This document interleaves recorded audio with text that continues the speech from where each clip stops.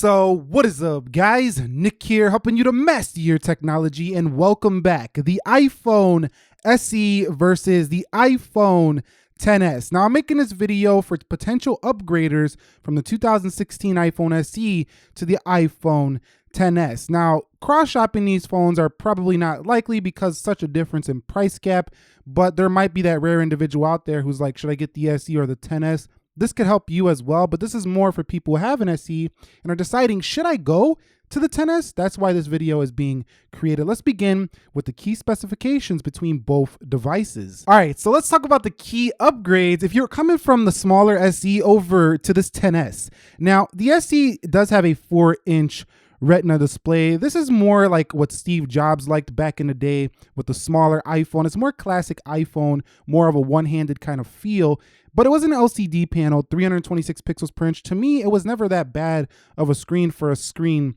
this small. Now, coming over to this guy, you will jump up to a 5.8 inch, Super AMOLED style display, similar to what you see on a Samsung phone when it comes to, having good contrast ratio.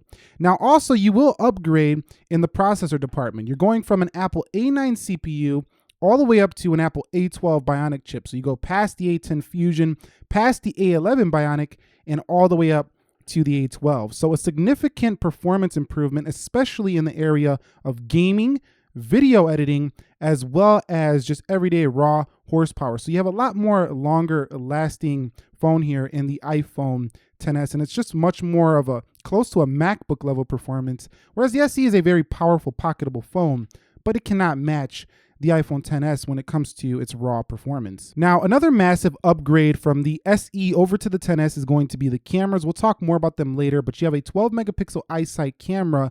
But the big thing here between these two phones is that you go over to not only a dual camera for the iPhone XS over here, you also get a much larger sensor here, 1/3-inch sensor and 1/2.55 inch.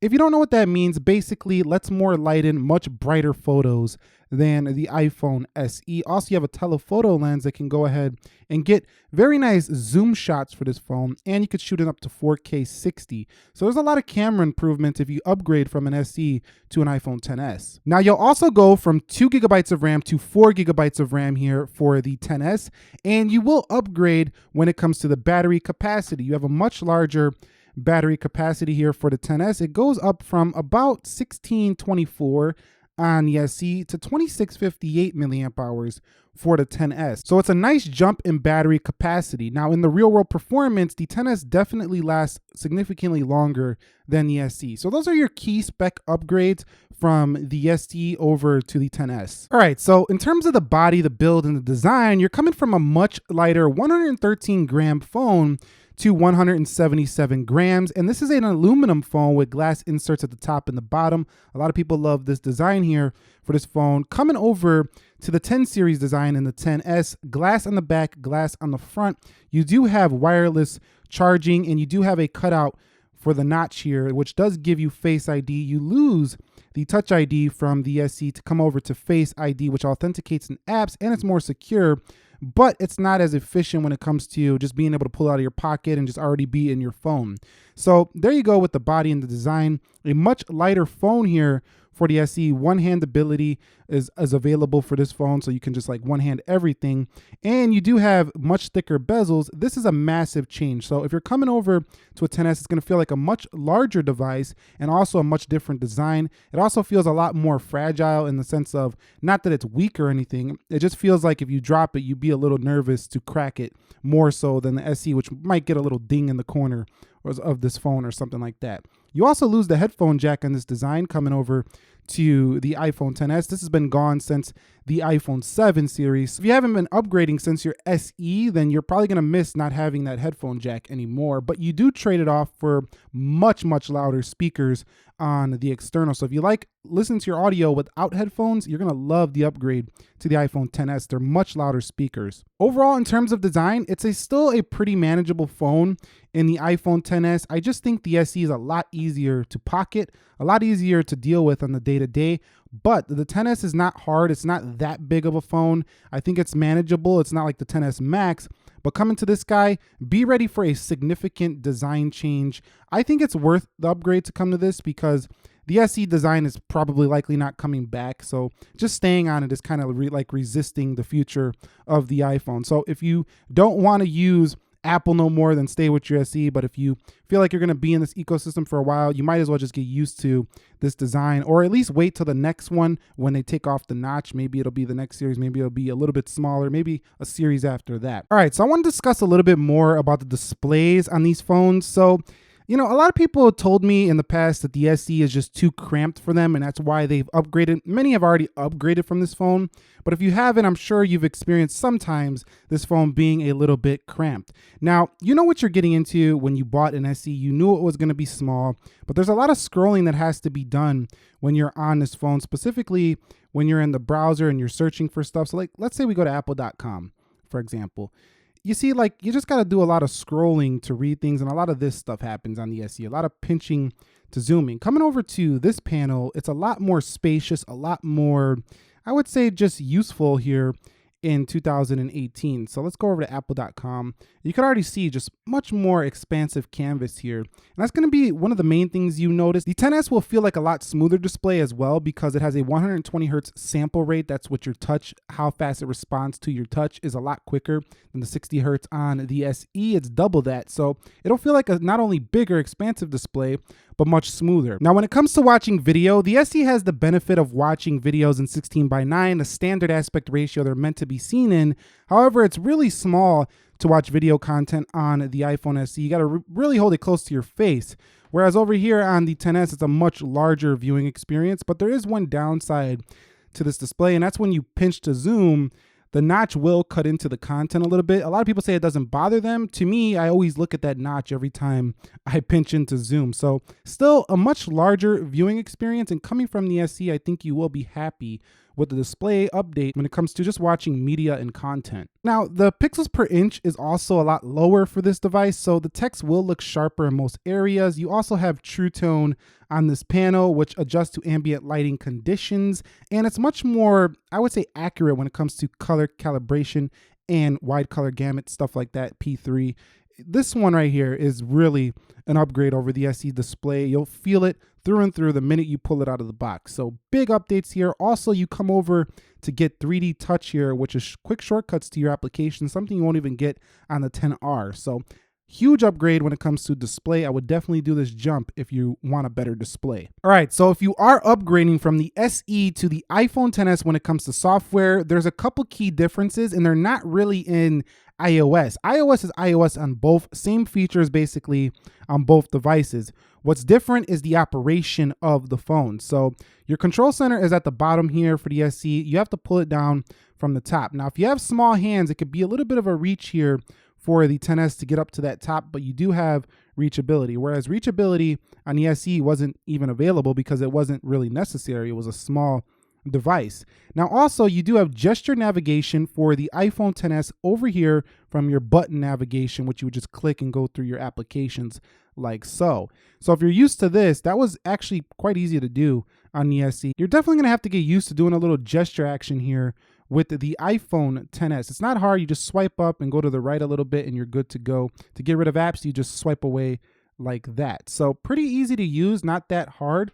But that's mainly the main difference, is just the way you operate these. So should you upgrade in terms of software, I think you'll be happy with the software on the XS, and it'll feel like an actual upgrade because there's so many different ways to operate it. Whereas the going from like this to an 8 Plus, for example, would feel like just a really big version of an SE. All right, so in terms of performance, opening applications on the day-to-day is going to be a pretty similar affair for both of these. It's not really that much of a jump coming to the XS when it comes to day-to-day stuff, real-world applications you're going to use daily. They both open very quickly here on both, and I don't think most people had a problem with the SE's performance. It's more you want design changes, you want a different display, a newer feeling iPhone. But where the XS really does show its A12 Bionic chops is in video editing, gaming performance, and just being more efficient at making your battery last longer. So if you're looking for that, that's where the performance will be felt with the iPhone SE to the XS, not in just everyday applications. It's not a big deal for the SE to the XS, but a much smoother performance and much more demanding stuff will definitely blow away the SE on the iPhone XS. So let me talk about battery. And like, seriously, I don't know what the deal is with the SE, but when this phone first came out, I was getting amazing plus iPhone style battery life on this phone. You've seen some of my all day battery tests if you've been subscribed to this channel for a long time. This phone would just keep going and going. As more iOS updates came to this phone, the battery is no longer a beast like it once was for me for the SE. Don't get me wrong, it still can get me through a day, probably if I'm not too heavy of a user. But the battery life on here is significantly worse than it was when it first launched. However, the SE is still pretty darn good for its size. It's a pretty good battery life for its size. Coming over to the iPhone XS, you do get a bigger display, so more battery is required. I do find it to last at least an hour and a half to 2 hours longer every single time over the iPhone SE. And if you're having battery issues, it's likely that your SE's capacity is lower. So you might want to check that out and get your battery replaced. But coming over to the XS, I can definitely say you will see improved battery life on this phone, guaranteed, over this device. So yes, upgrade if you want better battery life over the SE for the XS. Okay, so let us talk about the cameras really quickly between both of these devices. First of all, iOS 12 makes these cameras launch super fast. Did want to point that out. In terms of the software, just about identical on both. You just have this little gesture to get out of there now. You do have portrait mode on this guy because of that dual camera and many different modes in here. So you do get a nice portrait mode if you like depth effect photos, and you could change the blur after the fact. So the iPhone XS is a much improved camera over the more standard basic iPhone SE camera. Now, don't get me wrong, just because I say basic, that just means it has its basic features. You know, it's got standard 4K 30. This one has 4K and 60. So if we go down to camera here for the iPhone XS, you're going to see I can put this thing up to 4K 60. Now over here on the SE, pretty good for a phone of this size, can do 4K 30. But the problem with the SE was its aperture. I mean, it was just too dark. It made photos too dark, videos too dark. In the iPhone XS, everything looks brighter and more beautiful. So you're going to see in a minute, but you can go up to 4K 30. Now, I don't like the fact that the settings are still in the menu, even on the XS. So you still got to go through the menus to get to your camera settings.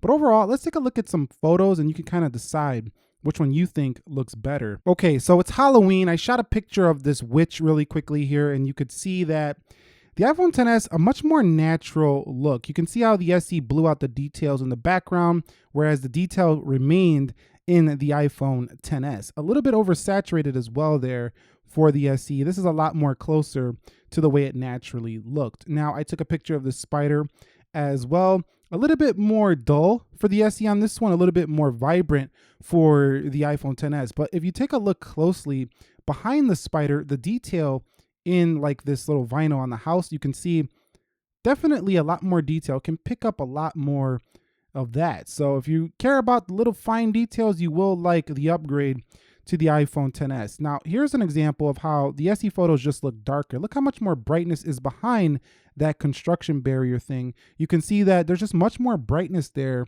on the iPhone XS. Okay, so this photo really shows off the difference in brightness. I just point and shoot at this tree, this autumn tree, and take a look at that difference. This is what I'm talking about with the aperture. This is a huge update over the iPhone SE. The next one is a selfie photo, and you could see, look at the clouds here for this selfie photo. Look at the clouds here. They're just blown out for the SE. Now, the skin tones are pretty natural on both, a little bit more beautified, you know, on the iPhone XS. That's because of the smart HDR mode on this phone, but you can see the selfie quality massively improved, I feel, for the XS over an iPhone SE. In this next photo, you can see there's a lot of color in here. They both did very well, but the iPhone SE, again, a little bit darker. So still, I'm going for the XS on this one. Okay, so I shot a couple of videos. Take a look at both of these right now.